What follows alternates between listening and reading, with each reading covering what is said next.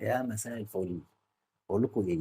لو نحكيش، لو انتم منحكشين الفيديو ده للرجاله بس، ماشي؟ لو انتم منحكشين تمام وشعركم دايما منكوش كده، وعايزين تخرجوا وعايزين تتمشوا وعايزين تركبوا مكنه وتجروا وعايزين تعملوا اي حاجه، تتنططوا ترقصوا، كل الكلام ده كله، الحل عندي في الفيديو ده. الحل بقى يا جدعان هو ده: جل اسمه 7 ستار. ما بجيبش منه بالبرطمان ولا حاجه، لا بالصلاه على النبي بجيب منه برطمانين ثلاثه غير المفتوح، انت فاهمين؟ الجل ده محترم قوي قوي قوي. الجل ده مجرد ما بحطه كده على شعري، تمام؟ بص، مجرد ما بحط كده على شعري بسرح بيه، حاجه اقسم بالله تحفه التحف.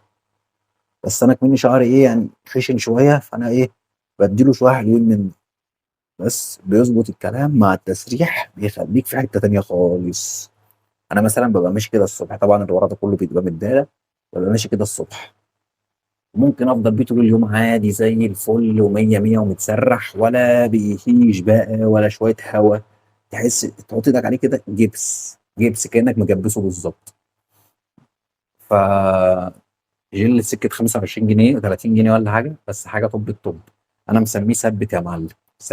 ثبتني الشعرتين. الجل ده يا جدعان جربوه وهيظبط معاكم اي نحكشه في شعركم واي هيشان واي كلام فاضي من ده.